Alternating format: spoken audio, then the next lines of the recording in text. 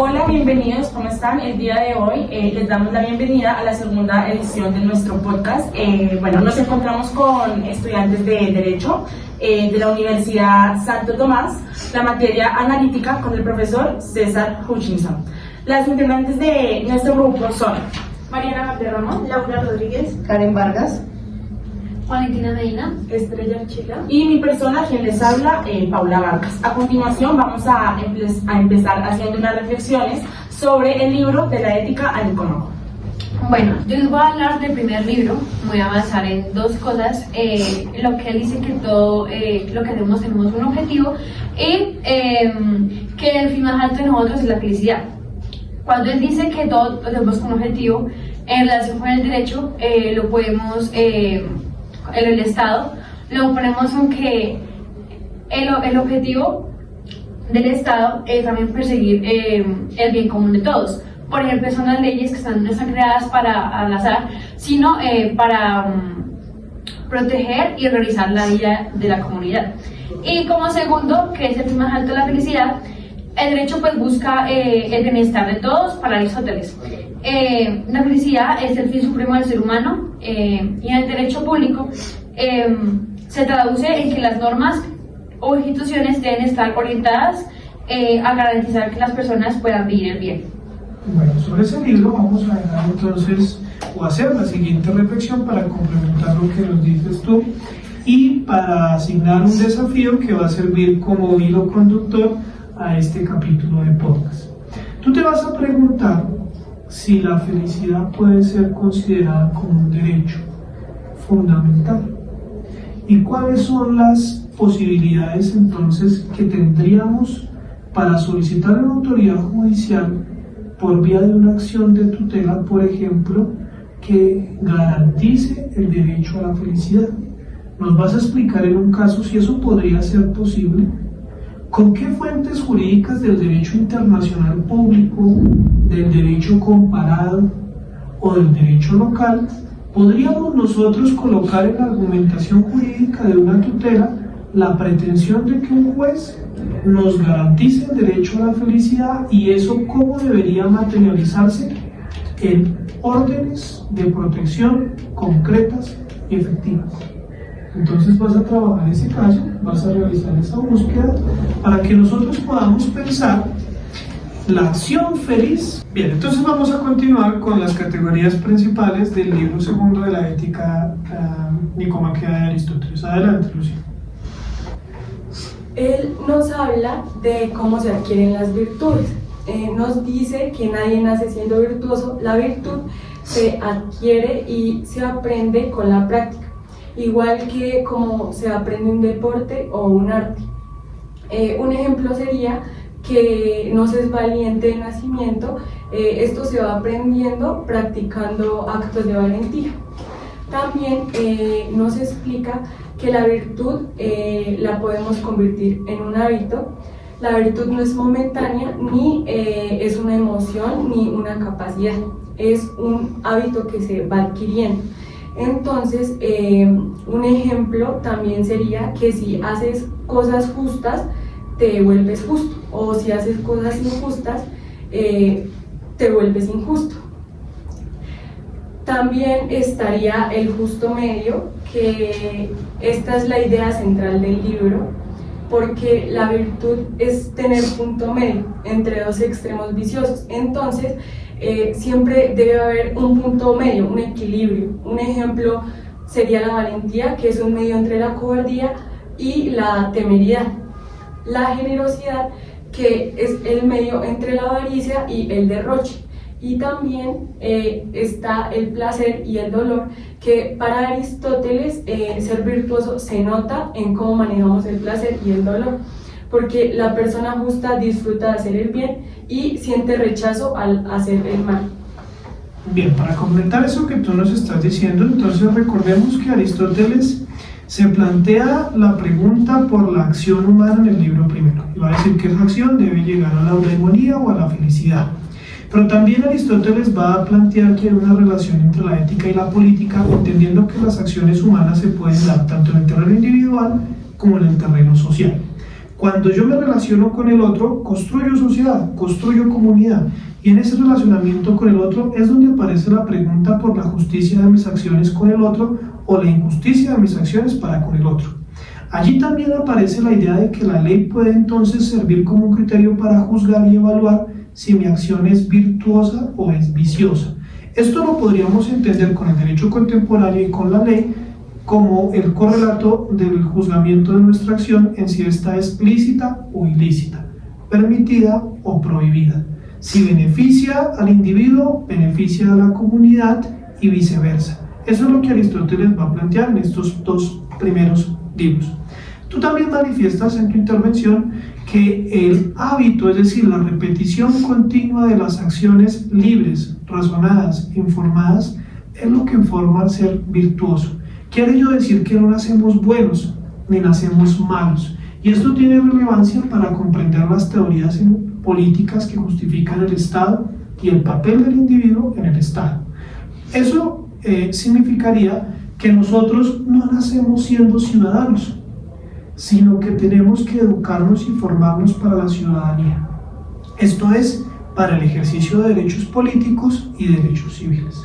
El desafío que tú vas a tener precisamente va a tener que ver con pensar dos artículos de la Constitución. El artículo 40 de la Constitución, que permite plantear los derechos de participación política como acciones virtuosas de todo ciudadano. Pero también vas a revisar el artículo 95 de la Constitución, que nos explica cuáles son los deberes ciudadanos. Y en cada uno de los deberes ciudadanos vas a intentar mostrar las relaciones que hay con los 5 libros de la ética a Aristóteles. Pasemos al libro tercero. Bueno, en el libro 3, Aristóteles nos dice que somos responsables de lo que elegimos voluntariamente. La virtud es elegir bien, no actuar por impulso ni por miedo.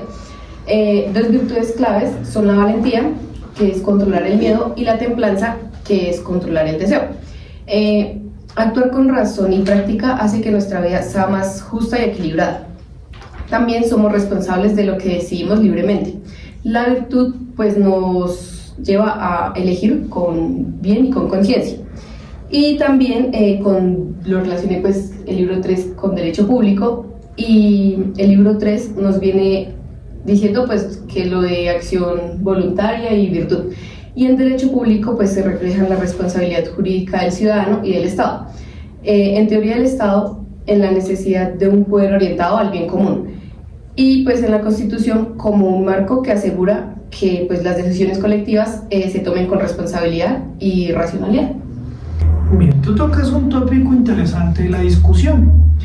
El Estado tiene como regla que quienes van a trabajar allí a desempeñar función pública para adquirir la categoría de servidores públicos lo hagan a partir del concurso, es decir, como una forma que premia el mérito. Honores que, dice Aristóteles, deben ser distribuidos equitativamente y proporcionalmente de acuerdo a la virtud. Quiere ello decir que si uno hace ese puente entre Aristóteles y la teoría del Estado, los servidores públicos y los funcionarios públicos que están en el Estado deberían ser sujetos ejemplares, dignos de virtud en lo que hacen. ¿Qué más virtuoso que servirle a la comunidad, como lo establece el artículo 2 de nuestra Constitución, que es un fin del Estado? Pero tú también hablaste de un tópico muy importante. Aristóteles, cuando disecciona, estudia la acción humana, va a plantear que la acción puede ser de hacer o no hacer. Eso implica en terreno jurídico la categoría de la acción o de la omisión. Y tú hablaste de la responsabilidad del Estado. El Estado entonces, eso nos lo va a mostrar aquí nuestra compañerita en su desafío, sería responsable de garantizarnos la eudaemonía, y por eso podríamos reclamarla en un tribunal.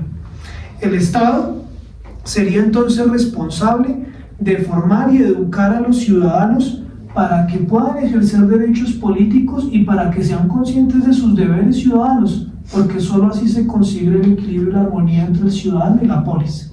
Pero tú nos hablas directamente de la responsabilidad del Estado. Entonces, tu desafío consistirá en analizar el artículo 90 de la Constitución. El artículo 90 de la Constitución, y mostrarlo con un caso, nos habla de que el Estado responderá patrimonialmente por los daños antijurídicos que le sean imputables, causados por la acción o por la omisión de las autoridades públicas. Allí tenemos la posibilidad de plantear entonces con esa cláusula constitucional las teorías aristotélicas aplicadas a la teoría de la Constitución. Para eso también vas a mirar el artículo 2 de la Constitución, que establece cuáles son los fines del Estado. Cuando el servicio público y el Estado no garantiza esos fines, probablemente entonces, eso es lo que tú nos vas a explicar, puede estar originando en esa acción u omisión una responsabilidad estatal. Esto será clave para ustedes cuando avancen a su cátedra, a su módulo de Derecho Administrativo. Pasemos al siguiente libro. Bueno, el libro 4 nos habla, es como una especie de manual de convivencia para convivir y vivir en sociedad, que nos habla de ciertos puntos sin llegar a los extremos. Por ejemplo, nos dice que hay que ser generosos sin llegar al extremo de derrochar. Hay que aprender a compartir y ayudar a los demás sin quedarnos sin nada y tampoco sin la necesidad de aparentar. Otro punto del que nos habla es que si nosotros tenemos los recursos, hay que usarlos para el bien común, poner nuestras capacidades, tiempo y dinero al servicio de causas útiles y bienes comunes, no solo para el beneficio propio. Otro punto es que hay que ser digno de cosas grandes sin la necesidad de llegar a la arrogancia. Hay que aspirar a grandes metas y actuar con nobleza sin presumir ni creerse superior que las demás personas. Otro punto es que hay que aprender a controlar la ira, hay que aprender a responder con calma y con equilibrio sin la necesidad de explotar o quedarte callado ante las injusticias. Otro punto es que hay que ser amable y sincero. Hay que tratar a las personas con respeto y con cortesía, sin la necesidad de adularlas ni engañarlas. Y hay que tratarlas como queremos ser tratados y como queremos que éstas nos traten a nosotros. Otro punto es que hay que ser agradable, sin llegar a la necesidad de la burla y tampoco de ser antipático. Hay que disfrutar de la convivencia con humor y simpatía, pero también hay que tener como un buen humor y como un buen gusto, por así decirlo. Y bueno, yo lo relacioné con el derecho público porque este inspira cómo debe actuar el Estado y sus funcionarios, como por ejemplo administrar con prudencia los recursos públicos y usarlos para el bien común y el bien de la sociedad, ejercer estos cargos sin la necesidad de ser arrogantes, sino más bien como con humildad, y resolver los conflictos de las personas respetando los derechos de cada uno, o sea, los derechos de todos. Bueno, mira que en todos los ejemplos y puntos que tú nos fuiste allí leyendo y elucubrando en relación a este capítulo del libro de la ética aristotélica, lo que aparece de fondo es la teoría de la doctrina del punto medio. Esa doctrina es fundamental para el derecho y yo creo que la puedes aplicar, y ese va a ser tu desafío, ubicando un caso en el cual tú hablabas del papel que tienen los jueces como administradores de justicia, hayan tenido que usar el test de ponderación en su fase de proporcionalidad. Muéstranos cómo los elementos del test de ponderación en su fase de proporcionalidad en un caso específico, puedes utilizar un caso real, citar la sentencia, mostrar la colisión de derechos, explicar la tensión que hay entre ambos y mostrar cómo el juez arbitra esa decisión aplicando el test de proporcionalidad y de ponderación. Ese ejercicio de equilibrar las cargas y de ponderar no es una cosa distinta que buscar el punto medio en una situación jurídica conflictiva. Pasemos al siguiente. Bueno, el quinto libro básicamente lo que nos habla y en lo que se basa es en una virtud que es la justicia. Primero vamos a definir, pues según Aristóteles, que viene siendo la justicia. La justicia pues es dar a cada uno lo que se corresponde, pero manteniendo la proporción y la igualdad en la vida pues social de las personas. Como les dije anteriormente, la justicia va a venir siendo una virtud llamada la virtud perfecta. ¿Por qué? Porque esta regula la vida de las demás, o sea, regula las relaciones que nosotros tenemos pues con las demás personas, y asimismo contiene todas las virtudes que podemos encontrar. Por así decirlo, es como la que se encuentra en el punto máximo. Por eso va a ser la más importante y la que nos enfatizan en este capítulo. Después de esto nos hablan de que la justicia va a tener dos sentidos: el sentido general y el sentido particular. En general, lo que nos habla es que tenemos que cumplir la ley, pues claramente, como nos dice, y garantizar el bien común, que pues si cumplimos la ley estamos garantizando el bien de la sociedad porque no estamos causando pues ningún daño.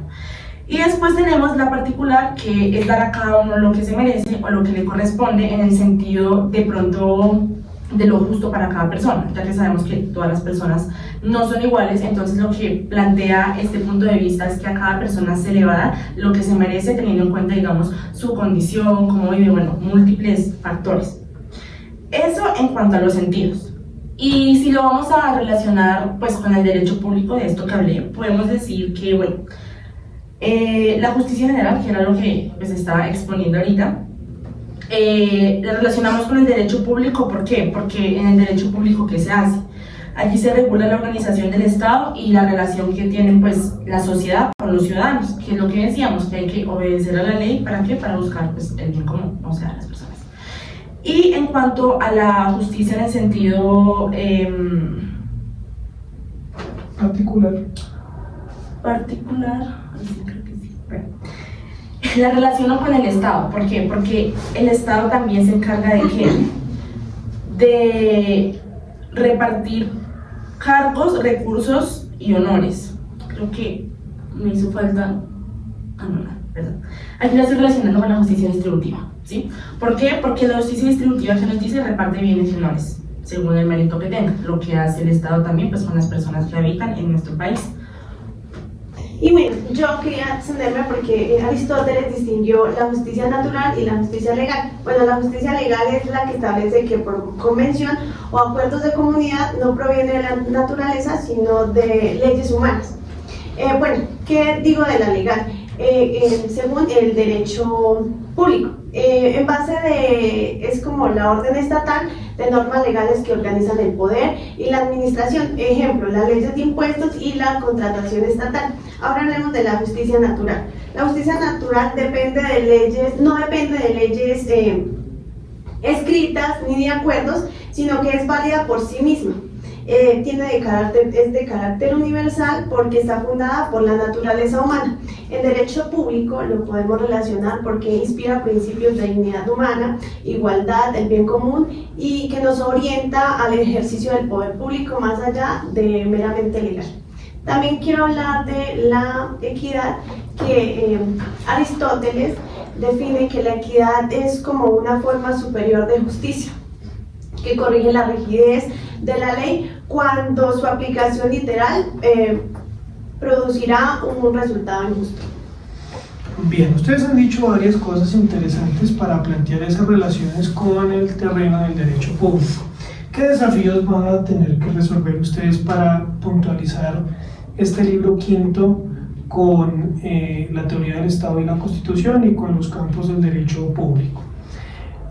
Piensen ustedes que, seguramente ya lo han visto, en la fundamentación prepolítica de los estados aparecen una serie de pensadores occidentales llamados los contractualistas. Estos contractualistas le explican por qué y cómo se construye ficcionalmente un estado, y esa visión contractualista del estado tiene que garantizar como uno de sus fines y como criterios de justificación el que el Estado, por medio de la ley y por medio de unas instituciones, administre justicia. La administración de justicia entonces es una función pública que se vuelve a su vez un derecho fundamental del ciudadano, que está garantizado por el debido proceso que debe seguirse en la administración de justicia.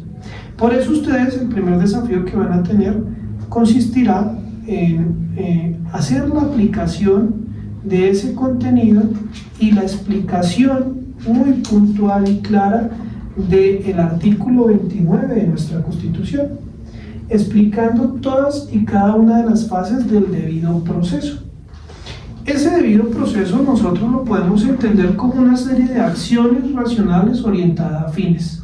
Así lo trabajamos cuando estuvimos mirando la estructura procesal que trae el Código General del Proceso, intentando hacer eco de esa idea aristotélica de que toda acción está orientada a fines. Ese es el primer desafío. El segundo desafío consiste en revisar y explicar detenidamente el artículo 116 de la Constitución Política de Colombia. El artículo 116 explica cómo está integrada la rama judicial del poder público. Esa integración de la rama judicial del poder público implica que ustedes sean capaces de explicar cuáles son las jurisdicciones, cómo están conformadas y de hacer una reflexión de cómo el trabajo jurisdiccional busca materializar la idea de la justicia que humanamente podemos construir. Esa idea es la que Aristóteles plantea cuando diferencia entre lo justo legal y lo justo natural. Lo justo legal es lo que las formas jurídicas nos permiten conquistar con uso de los procesos. Lo justo natural es el estándar superior de justicia, es la justicia extraprocesal que orienta a la justicia procesal en el deber ser de la idea de lo justo.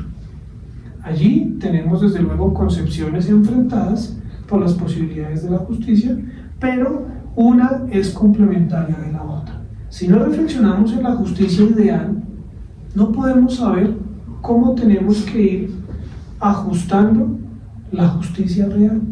Por eso siempre necesitamos el comparativo entre lo teórico reflexivo y lo práctico. Y eso es lo que ustedes van a hacer como tarea de su desafío. Cada uno de ustedes entonces ha tenido una explicación de los libros aristotélicos y en la siguiente sección del podcast miraremos cómo resolvieron estos desafíos y la relación con la ética de Aristóteles. Muchas gracias por este espacio. Hola, bienvenidos a la continuación de nuestro podcast. El día de hoy vamos a desarrollar los desafíos que fueron dejados por el profe César Hutchinson y vamos a empezar con mi compañera Valentina. Bueno, para los desafíos del primer libro, el primer desafío fue: ¿la felicidad puede ser considerada como un derecho fundamental? En Colombia la felicidad no aparece como un derecho fundamental. Lo que sí está en la Constitución y en la Corte Constitucional es que la dignidad y el libre desarrollo de la personalidad permiten que cada persona busque su bienestar y sentirse una persona realizada. En pocas palabras, pues la felicidad no es un derecho fundamental en sí misma, pero es un valor y un objetivo que guía al Estado y se alcanza cuando se garantizan los demás derechos.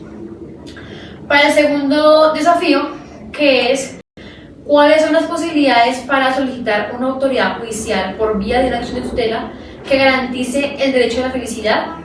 El Estado sí tiene la obligación de garantizar que las personas puedan vivir con dignidad y buscar su bienestar. El derecho público regula la relación entre el Estado y los ciudadanos. Y por eso, cuando alguien siente que su felicidad está en riesgo, no puede pedirla de manera directa con una tutela, sino que a través de otros derechos fundamentales que la hacen posible, como la salud, la educación, el trabajo o el libre desarrollo de personalidad. Así, cuando una persona presenta una acción de tutela, está usando un mecanismo propio de derecho público para exigirle al Estado que proteja sus derechos, que al ser vulnerados afecten también su felicidad.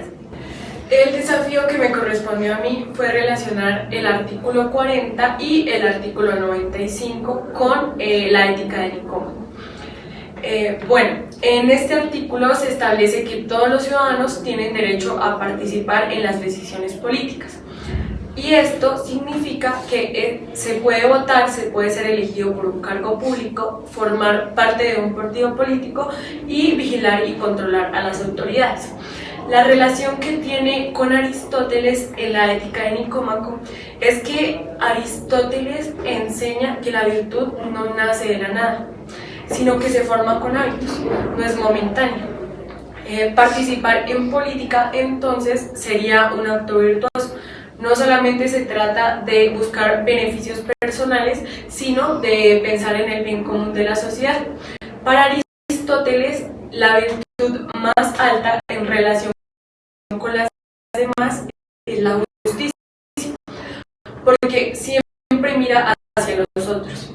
Ejercer nuestros derechos políticos como votar o participar en la vida pública es una manera de practicar la justicia y la responsabilidad, ayudando a que la comunidad funcione bien. Cuando un ciudadano cumple con el artículo 40, no solo hace valer un derecho, sino que también vive de forma virtuosa. En el artículo 95 de la Constitución, este artículo señala que los deberes de cada ciudadano deben cumplirse. No solamente basta con tener derechos, también tenemos obligaciones con la sociedad. Bueno, para relacionarlo cada deber con la ética de Nicómaco y respetar los derechos ajenos y no abusar de los propios. En la relación con el libro cuarto, Aristóteles explica que la justicia es dar a cada uno lo que le corresponde. Y respetar los derechos de los demás significa actuar justamente y no abusar de lo que es nuestro, significa reconocer los límites de la justicia. Un ejemplo es que si yo tengo libertad de expresión, no puedo usarla para insultar o dañar a los demás. También estaría a actuar conforme. Se puede votar, se puede ser elegido por un cargo público, formar parte de un partido político y vigilar y controlar a las autoridades. La relación que tiene con Aristóteles en la ética de Nicómaco es que Aristóteles enseña que la virtud no nace de la nada, sino que se forma con hábitos, no es momentáneo. Participar en política entonces sería un acto virtuoso. No solamente se trata de buscar beneficios personales, sino de pensar en el bien común de la sociedad. Para Aristóteles, la virtud más alta en relación con las demás es la justicia, porque siempre mira hacia los otros. Ejercer nuestros derechos políticos como votar o participar en la vida pública es una manera de practicar la justicia y la responsabilidad, ayudando a que la comunidad funcione bien. Cuando un ciudadano cumple con el artículo 40, no solo hace valer un derecho, sino que también vive de forma virtuosa. En el artículo 95 de la Constitución, este artículo señala que los deberes de cada ciudadano deben cumplirse. No solamente basta con tener derechos, también tenemos obligaciones con la sociedad. Bueno, para relacionarlo cada deber con la ética de Nicómaco y respetar los derechos ajenos y no abusar de los propios. En la relación con el libro cuarto, Aristóteles explica que la justicia es dar a cada uno lo que le corresponde. Y respetar los derechos de los demás significa actuar justamente y no abusar de lo que es nuestro, significa reconocer los límites de la justicia. Un ejemplo es que si yo tengo libertad de expresión, no puedo usarla para insultar o dañar a los demás. También estaría a actuar conforme al principio de la solidaridad social. En la relación con el libro 2, que son las virtudes como hábitos, la solidaridad no se improvisa, se aprende y se fortalece con la práctica. Para Aristóteles, la virtud está en el justo medio. No ser egoísta por defecto, pero tampoco dar todo de manera exagerada hasta dañarse uno mismo. También respetar y apoyar a las autoridades democráticas, que esta es la relación con el libro 1. Aristóteles afirma que el hombre es un animal político, es decir, que no puede vivir aislado, sino que necesita de la justicia y de la ciudad y de las autoridades para alcanzar la felicidad. En el cuarto sería defender y difundir los derechos humanos, que esta es la relación con el libro 3. Para Aristóteles somos responsables de nuestras decisiones porque somos libres de elegir. Defender los derechos humanos es una elección justa que muestra virtud, porque protege la libertad de los demás y que todos vivan bien. También participar en la vida política, cívica y comunitaria estaría en la relación con el libro 5, que Aristóteles concluye que la verdad era felicidad, y no es individualista, sino que se logra conviviendo en comunidad y participando activamente en eso. Participar en lo político comunitario no solo es un deber, sino también es un camino hacia la plenitud y la realización humana. El próximo desafío me correspondió el artículo 2 de la Constitución Política. El análisis del artículo 2 es que son fines esenciales del Estado. El artículo 2 define la razón de ser del Estado colombiano. No se trata solo de ejercer poder, sino de servir a la comunidad, garantizar derechos y promover el bienestar general. Unos principios claves son prosperidad general, desarrollo económico y social en beneficio de todos, efectividad de derechos, no basta con que solo estén escritos en la Constitución, deben hacerse realidad. Participación ciudadana. El pueblo no es solo gobernado, sino también actor activo en las decisiones políticas, económicas y culturales. Obligaciones de las autoridades. Proteger la vida, honra y bienes de todos los habitantes. Garantizar la libertad de pensamiento, religión y otros derechos fundamentales. Un ejemplo aplicado en este caso sería la implementación del acuerdo de paz en el 2016. El fin esencial es asegurar la convivencia pacífica y la vigencia de un orden judicial. El Estado está obligado a implementar políticas que reduzcan la violencia y garanticen la participación de víctimas y excombatientes. Aquí se ve el deber de las autoridades de garantizar la vida, la seguridad y la paz, como les dije en el artículo 2. A continuación voy a cumplir con mi desafío, el cual consiste en explicar el artículo 29 de la Constitución Política de Colombia, el cual regula el debido proceso. Para explicar voy a ir por partes, por cada fase que tiene, y voy a desenglosarlas de a poco para entenderlas bien. El artículo comienza diciendo: el debido proceso se aplicará a toda clase de actuaciones judiciales y administrativas. ¿Esto qué significa? Que el debido proceso no solamente funciona en un juicio penal o en un proceso judicial, sino que también puede funcionar en trámites que sean de carácter administrativo, o sea, en todo procedimiento en donde se pueda ver afectada o donde se afecte una persona. Después encontramos: nadie podrá ser juzgado sino conforme a leyes preexistentes al acto que se le imputa, ante el juez o el tribunal competente y con observancia de la plenitud de las formas propias de cada juicio. Lo que aquí nos dicen es que nadie puede ser juzgado con leyes que no existían en el momento en que ocurrieron los hechos. Además, que solamente un juez legítimo, previamente definido por la ley, es la persona que puede llevar a cabo este caso. Y todo debe hacerse respetando las reglas que están establecidas para cada tipo de proceso existente. El siguiente párrafo que nos afirma, nos dice que en materia penal, la ley permisiva o favorable, cuando sea posterior, se aplicará de preferencia a la restrictiva o desfavorable. Aquí nos dicen en pocas palabras que existen dos tipos de leyes, una que beneficia y la otra que perjudica.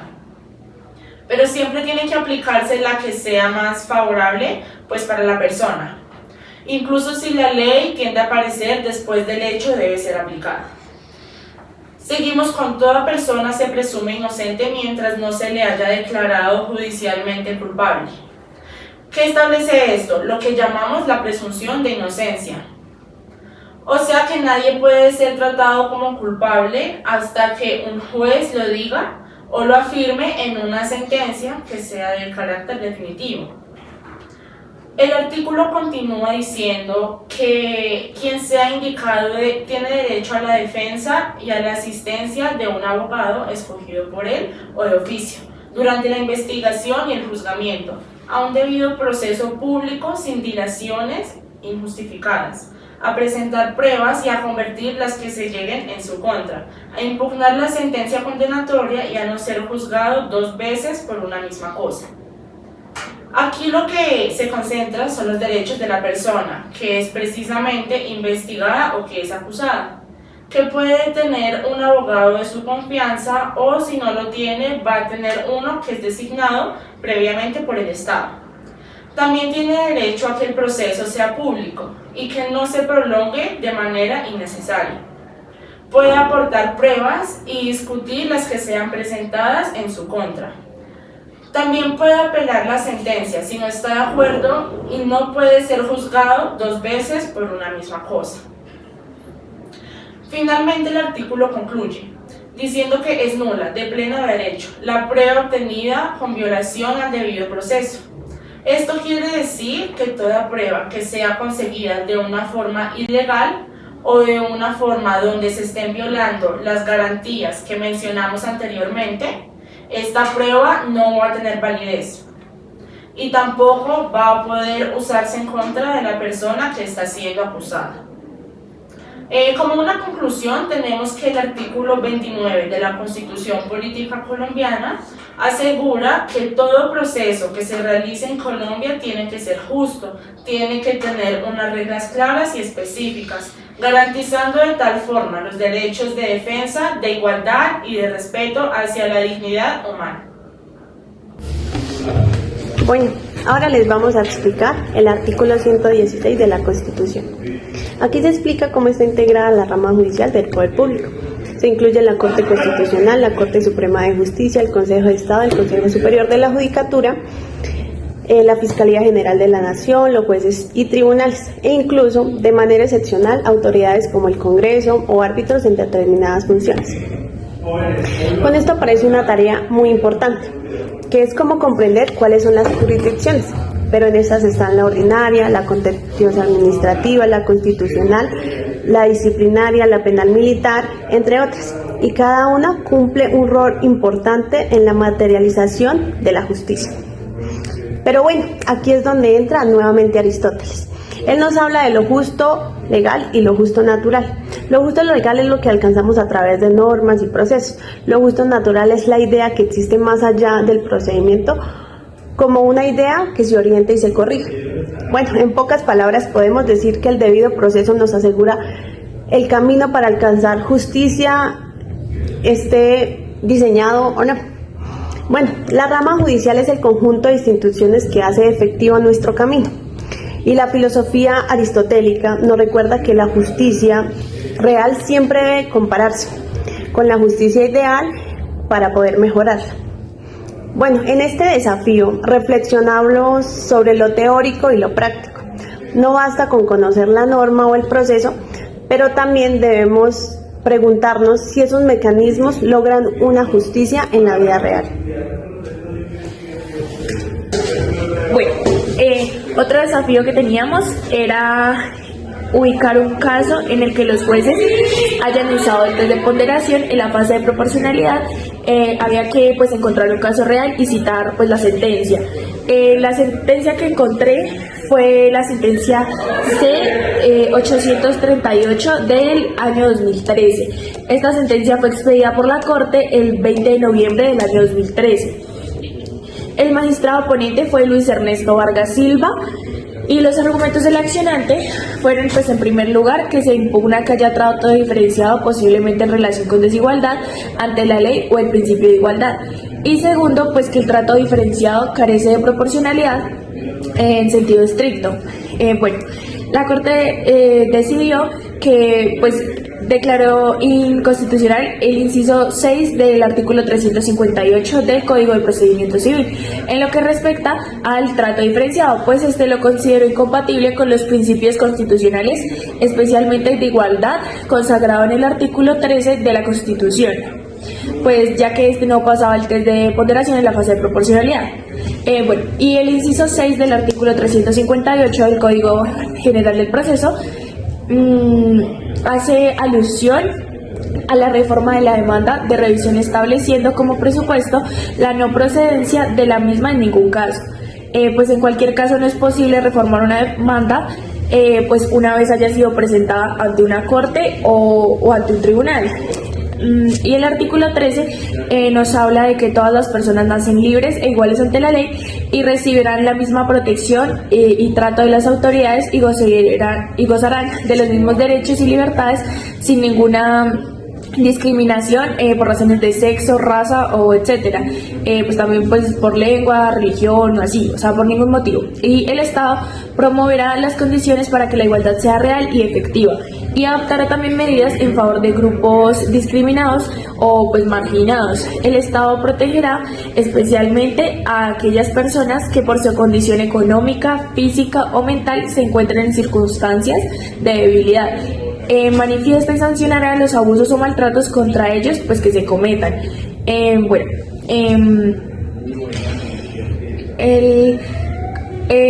Ahora vamos a explicar cómo se aplicó este test. Pues la Corte utilizó el test de proporcionalidad en los componentes usuales, que son pues primero el de idoneidad, que en este pues verificó si la medida normativa era apta para el fin legítimo, y el segundo pues que es necesidad, que es que si no existían otros medios menos gravosos para los derechos aceptados que pues pudieran lograr el mismo fin. Y pues en proporcionalidad pues en sentido estricto, pues porque logró un balance entre los beneficios sociales o públicos de la norma y pues la gravedad de la afectación de los derechos fundamentales. Evaluó también si la restricción era demasiado onerosa o si